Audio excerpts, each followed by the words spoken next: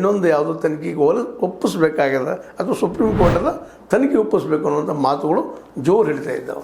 ಇದನ್ನು ಇಲ್ಲೇ ಮುಗಿಸುವಂಥದ್ದು SIT ಮೂಲಕ ತಪ್ಪಿತಸ್ಥರ ಹುಡುಗಿ ಶಿಕ್ಷೆ ಕೊಡಿಸುವಂಥ ಪ್ರಯತ್ನ, ಅದು ಅಲ್ಲಿ ಪೂರ್ಣ ಪ್ರಮಾಣದ ಇಲ್ಲದಂಥ ವ್ಯಕ್ತಿಗಳನ್ನ ಯಾರಿಗೋ ಒಂದು ಅನುಕೂಲ ಮಾಡಿಸುವಾಗ ಯಾರನ್ನೂ ಶಿಕ್ಷೆ ಕೊಡುವಂಥ ಕೆಲಸ ನಡೆದ್ರಿಂದಾಗಿ ಸಹಜವಾಗಿ ಇದರ ಬಗ್ಗೆ ಬಗ್ಗೆ ಅವಿಶ್ವಾಸ ಬೆಳೀತನ ನಡೀತಾ ಇದೆ.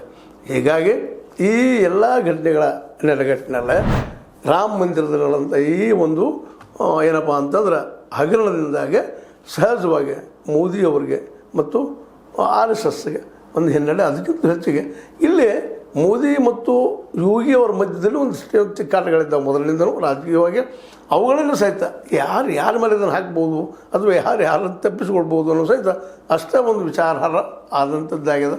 ಹೀಗಾಗಿ ಈ ಒಂದು ಘಟನೆ, ಈ ದುರ್ಘಟನೆ ಅಂತಲ್ಲ, ಇದು ಯೋಚಿತ ಘಟನೆ ಆಗಿದ್ದರಿಂದಾಗೆ ಇದಕ್ಕೆ ಇವತ್ತು ಯೋಗಿಯವರು ಏನೋ SIT ನೇಮಿಸಿದ್ರು, ಅದು ಹುಡುಕ್ತಾ ಇದೆ, ಏನೋ ಒಂದಿಷ್ಟು ಶಿಕ್ಷೆ ಕೊಡಿಸುವಂಥದ್ದು ಅಥವಾ FIR ದಾಖಲಾಗಿದೆ. ಭಾಳ ಒತ್ತಡ ಬಂದಾಗ ಇಷ್ಟಲ್ಲೇ ಆಗಬೇಕಾಗಿತ್ತು. ಯಾಕಂದರೆ ಕಳೆದ ಹಲವಾರು ದಿನಗಳಿಂದ ಈ 42 ದಿನಗಳಲ್ಲಿನ ಇವತ್ತು 80 ಲಕ್ಷ ಅವ್ಯವಹಾರ ಆಗಿದೆ ಅಂತ CC ಫುಟೇಜ್ ಮೂಲಕ ಹೇಳ್ತಾ ಇದ್ದಾರೆ. ಅದ್ರ ಪೂರ್ವದಲ್ಲಿದ್ದಂಥ CCTVಗಳು, ಅದ್ರ ರಿಪೋರ್ಟ್ಸ್ಗಳು ಏನಾಗಿದೆ ಅನ್ನುವಂಥದ್ದು ಸಹಿತ ಇವತ್ತು ಪ್ರಶ್ನೆಗಳಾಗ್ತಾ ಇದ್ದಾವೆ.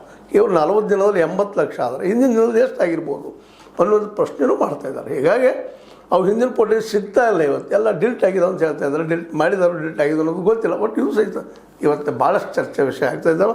ಹೀಗಾಗಿ ಈ ಒಂದು ಸ್ಕ್ಯಾಂಡಲ್ ಅಂತಿರೋ, ಈ ಒಂದು ಹಗರಣ ಅಂತಿರೋ, ಇದು ಮಾತ್ರ BJP ಮತ್ತು RSS ಅಂತೂ ಸಹಜವಾಗಿ ನೈತಿಕವಾಗಿ ಹೊಡೆತಾದಾಗಿದ್ದಂಥ ವಿಶ್ವ ಹಿಂದೂ ಪರಿಷತ್ ಮತ್ತು RSS ಅವ್ರು ಇದನ್ನು ಯಾವ ರೀತಿಯಾಗಿ ತಡೆಕೊಳ್ತಾರೋ ಅನ್ನೋದು ಮತ್ತು ಜನ ಅವ್ರನ್ನ ಯಾವ ರೀತಿ ನಂಬ್ತಾರೋ ಅನ್ನೋದು ಸಹಿತ ಮುಂದಿನ ದಿನದಲ್ಲಿ ಏನೇನು ಆಗ್ಬೋದು ಅನ್ನೋದನ್ನು ಮತ್ತೆ ಆ ಸಂದರ್ಭದಲ್ಲಿ ಡಿಸ್ಕಷನ್ ಮಾಡ್ತಾ ಹೋಗೋಣ ಅಂತ ಹೇಳ್ತಾ. ಆದರೆ